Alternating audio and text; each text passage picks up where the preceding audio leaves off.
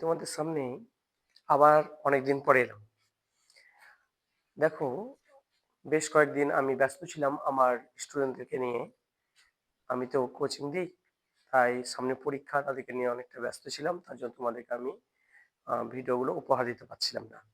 আজকে আমি তোমাদের সামনে গণিত বিষয়, মাধ্যমিক গণিত বিষয়ের যে জিনিসগুলো না পড়লে তোমরা কখনো মানে একটু বিপদের মধ্যে পড়ে যাবে। গণিতে তো আমরা জানি 80% ছেলে মেয়ে কি ভীতু, তাই তো? কিন্তু মাধ্যমিকে তো পাশ করতে হবে, তাই না? তো অঙ্কের যে জায়গাগুলো আমাদেরকে লক্ষ্য করতে হবে, সেগুলির মধ্যে একটা জায়গা হলো কি, জ্যামিতি। যে জ্যামিতি অঙ্কন, এই জ্যামিতি অঙ্কনগুলো তোমাদের কিন্তু করতেই হবে। কারণ এখানে দুটি জ্যামিতি অঙ্কন থাকে, তার মধ্যে যাকে বলছি আমরা বলছি সম্পাদ্য, সেটা শুধু আঁকতে হবে এবং অঙ্কন চিহ্নটা দিতে হয়। আজকে তোমাদের যেটা আমি করাবো, আজকে দেখো, সমবাহু ত্রিভুজের অন্তবৃত্ত অঙ্কন করো। এবার তোমাদের পরিবৃত্ত এসেছিল, ঠিক আছে, 2024 সালে পরিবৃত্ত এসেছিল, তার মানে এবার পরিবৃত্ত আসবে না, এবার তোমাদের অন্তবৃত্ত আসবে। এই অন্তবৃত্ত কি করে আঁকতে হয় সেটা আমি তোমাদের দেখাবো বিনা মাপেই সমবাহু ত্রিভুজের উপরে।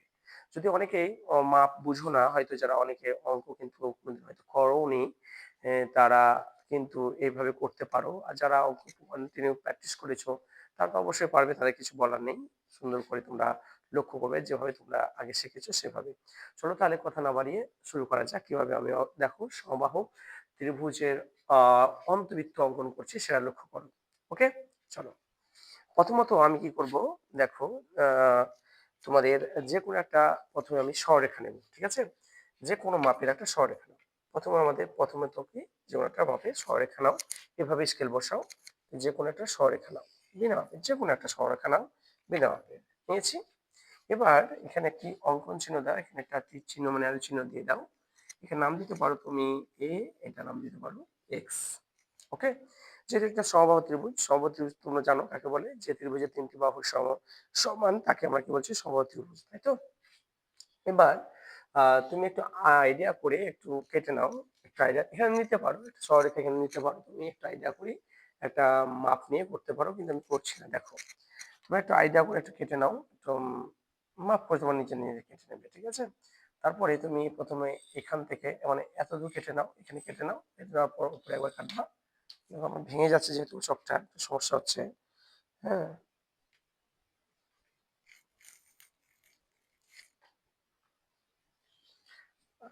দেখো, কেটে নিলাম এটা। ওকে, এখানে বসিয়ে আবার আমি দেখো কেটে নিচ্ছি। এই কেটে নিলাম, বুঝতে পেরেছো?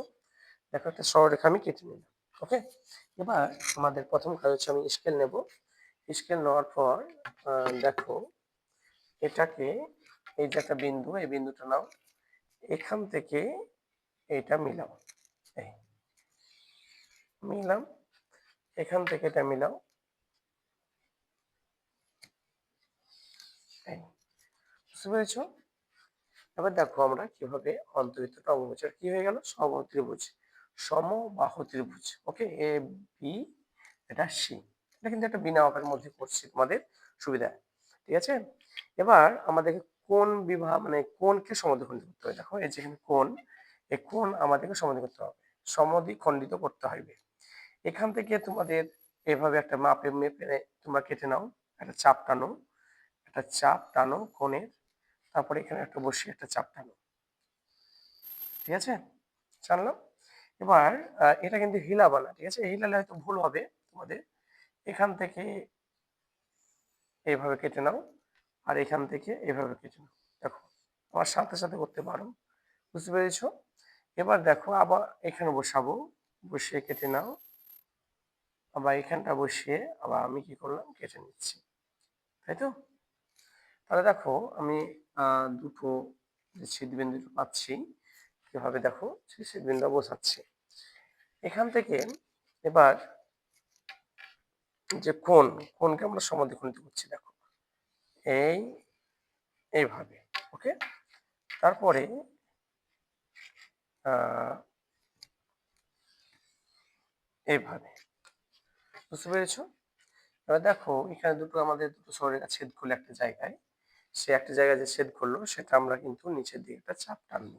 ওকে, ওখান থেকে দেখো, আহ এখান থেকে মেপে তুমি নিচের দিকে চাপটা টানো, এই, বুঝতে পেরেছো? ভয় নয়, ভয় করলে হবে না, ভয়কে জয় করা শিখতে হবে। তারপর আমি দেখো আবার কি করছি, এটা নিচের দিকে টানো এরকম করে, তারপরে এই, বুঝতে পেরেছো?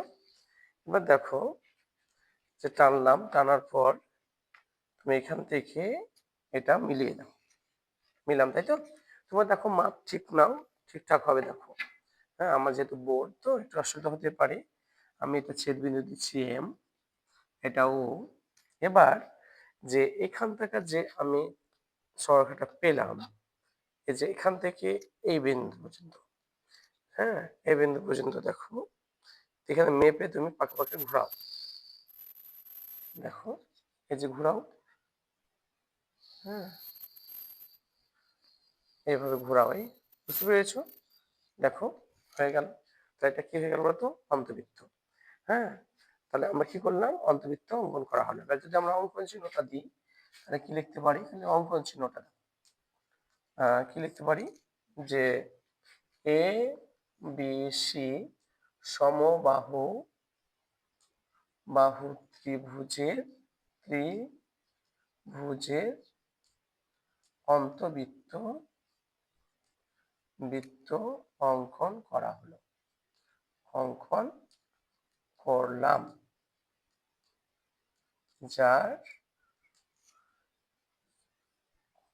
যাদের মূল বিন্দু বা লিখতে পারো যে অঙ্কন করলাম, যার কেন্দ্র হলো ও। ওকে, বুঝতে পেরেছো? আশা করি সবাই বুঝতে পেরেছো কি করে করলাম ওটা। প্রথমে আমি কি করলাম, প্রথম আমরা দেখিয়ে দিচ্ছি, দেখো প্রথমে তোমরা একটা যে কোনো একটা সরলরেখা নাও, সে সরলরেখার একটা নির্দিষ্ট বিন্দু নিয়ে কেটে নাও, কেটে নেওয়ার পর একবার ওপর একবার কাটো, এখান থেকে অবশ্যই একবার এদিকে কাটো, কাটলাম। এবার কোনকে সমদ্বিখণ্ডিত করব, এভাবে কাটলাম, কাটার পর আবার এখানে বসে এটা কাটলাম, ঠিক আছে? আবার হিলাম, এখানটা বসে এদিকে কাটছি, চাপটা এই চাপ টানলাম, আবার এখানে বসে এই চাপটা, এখানে বসে চাপটা টানলাম, একটা স্কেল বসিয়ে তুমি সোজা করে টেনে দাও, এটা একটা কোণ মিলাও, সমদ্বিখণ্ডিত করো। সমদ্বিখণ্ডিত করার পর দেখো একটা বিন্দুতে মিলছে, মেলার পর যখন মিলে গেল, তুমি কি করবে? একটা নির্দিষ্ট মাপ নিয়ে এই যে এ বি সরলরেখা আছে, এই বি সরলরেখার একটা নিচে চাপ টানো, টানলাম। চাপটা তুমি নাম দিতে পারো যে কিউ আর দিতে পারো, না দিলেও হবে, অসুবিধা নেই, ঠিক আছে? আবার তুমি কি করবে? নির্দিষ্ট মাপ নিয়ে এদিকে আবার চাপও টানো, আবার এদিকে এইভাবে টানো, টানার পর এই ও বিন্দু থেকে নিচের দিকটা মিলাও, মিলানো যখন হয়ে গেল, তোমরা এখান থেকে একটা মাপ নাও, মাপ নেওয়ার পরে ঘোরাতে শুরু করো, দেখো হয়ে যাবে। এটা কিন্তু আসবে এবার তোমাদের, এটা কিন্তু মাধ্যমিকে আসবে তোমাদের, কারণ হচ্ছে মাধ্যমিকের এটা পাশ করা যায় না। ওকে, দেখো, ঠিক আছে, চলো তাহলে নেক্সট ভিডিওতে যাই। তো তোমরা আগে অন্তবৃত্ত শিখলে কিভাবে তোমাদেরকে অন্তবৃত্ত অঙ্কন করতে হবে সেটা তোমরা কিন্তু জেনে নিয়েছো। এবার তোমাদের যেটা ইম্পর্টেন্ট, অত্যন্ত গুরুত্বপূর্ণ আর সম্ভাবনা অত্যন্ত প্রবল আসবেই, সেটা হচ্ছে স্পর্শক। এবারে এসছিল একটি স্পর্শক, এবার কিন্তু দুটি স্পর্শক অঙ্কন করতে হয় কি করে সেটা আমরা জানবো, ঠিক আছে? দেখো লেখা আছে, ২.৫ সেমি ব্যাসার্ধ বিশিষ্ট একটি বৃত্ত অঙ্কন করো, বৃত্তের কেন্দ্র থেকে ৮.৫ সেমি দূরের একটি বিন্দু থেকে বৃত্তের দুটি স্পর্শক অঙ্কন করো। তোমাদের টেস্ট পেপারে দিয়েছে, যেটা আমরা জানি টেস্ট পেপার মাধ্যমিক সেকেন্ডারি যেটা, সেটার পেজ নাম্বার হচ্ছে ৪১৯ পেজে, ঠিক আছে? ৪১৯ পেজের ১১-২ এর অঙ্কটা। ওকে, চলো তাহলে কিভাবে সলভ করছি দেখো। দেখো প্রথম হচ্ছে আমাদেরকে ২.৫ সেন্টিমিটার একটা সরলরেখা নিতে হবে। ওকে, ২.৫ সেন্টিমিটার। তাহলে তোমরা একটা আইডিয়া করে নাও, আমার যেহেতু একটু বড় স্কেল, তো আমার একটু টাইম একটু বড় হতে পারে, তোমরা একটু আইডিয়া করে তোমরা নিয়ে নাও। আমি কি করলাম? ২.৫ সেন্টিমিটার একটা সরলরেখা নিলাম, ঠিক আছে? কত? ২.৫ সেমি। আরেকটা ছিল, দেখো কত বলেছে, ৮.৫ মানে ৮.৫ সেন্টিমিটার। ওকে, ৮.৫ সেন্টিমিটার সরলরেখা নাও, ৮.৫ সেন্টিমিটার, ঠিক আছে? ৮.৫ মানে ৮.৫, আমি দুটো নিলাম 8.5। ওকে, এবার আমাদের প্রথম কাজ হচ্ছে যে কোনো একটা, দেখো যে কোনো একটা তুমি সরলরেখা নাও, নিচে একটা নির্দেশ আইডিয়া করে তুমি যে কোনো একটা সরলরেখা নাও বিনা মাপের। তো যে কোনো একটা সরলরেখা যেহেতু 8.5 সেমি বেশি বড় হয়। ওকে, এবার দেখো আমি একটা বড় সরলরেখা নিলাম, নাম দাও তুমি, ও নাম দিলাম, এটা এক্স দিলাম। ওকে, এবার এখান থেকে আমি কত কেটে নেব? প্রথমত 8.5 কেটে নেব, ঠিক আছে? 8.5। দেখো এখান থেকে আমি 8.5 মেপে এটা মাপলাম, ওতে বসে এটা আমি কিন্তু কেটে নিচ্ছি। ওকে, এটা প্রথমত কেটে নিলাম। তাহলে আমার কাটলো কোথায়? এত দূরে। এটা কত ছিল? 8.5। এরপর 2.5 সেন্টিমিটার। ওকে, 2.5 সেন্টিমিটার মাপো। মাপার পর তুমি এখানে বসিয়ে এটা কি করবে? ওটাকে ঘোরাও, একটা ঘুরিয়ে একটা সুন্দর দেখো বৃত্ত অঙ্কন হবে। ওকে, তোমরা কিন্তু বৃত্তটা এঁকে ফেলো। আমার চকটা যেহেতু ভেঙে যাচ্ছে, নরম তো, নরম হয়ে গেছে। দেখো এই বৃত্তটা আমি এঁকে ফেললাম। ওকে, তুমি দেখো বৃত্তটা আঁকা হলো। এই যে আঁকা হওয়ার পর আমাদের প্রথমত কি করতে হবে? নাম দিয়েছে এটা কত? 2.5 সেন্টিমিটার, আমি নাম দিলাম এটা এ, নাম দিলাম। ওকে, এবার আমাকে ও আর এ, এটা কত? 8.5। তাহলে এটা আমাদেরকে সমদ্বিখণ্ডিত করতে হবে, অর্ধেকের বেশি ব্যাসার্ধ নেব, নেওয়ার পর একবার ওপরে অর্ধেক বেশি ব্যাসার্ধ নাও, এভাবে একবার ওপরে কাটো, একবার নিচে কাটো। দেখো এগুলো হচ্ছে পাস করা যায়, কিন্তু যারা অনেকেই অঙ্কে মানে দুর্বল, একটু ভয় করো অঙ্কে দেখে, তাদের কিন্তু এটা পাস করার জায়গা, এই জায়গাটা কিন্তু করতেই হবে। অঙ্ক যদি না করো তাহলে কিন্তু পাস করা খুব কঠিন হয়ে পড়বে। এই যে এখান থেকে দেখো এভাবে।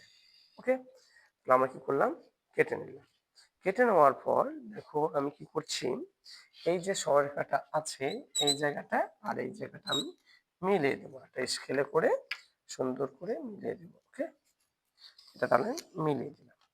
মিলিয়ে দেওয়ার পর একটা নাম দেওয়া, তোমরা নিজের মতো করে নাম দিতে পারো। ওকে, তোমরা নিজের মতো করে নাম দিতে পারো। এবার আমি কি করব? দেখো এই যে আর থেকে এ, আর থেকে এ, এই দুটো জায়গা আমি কি করবো?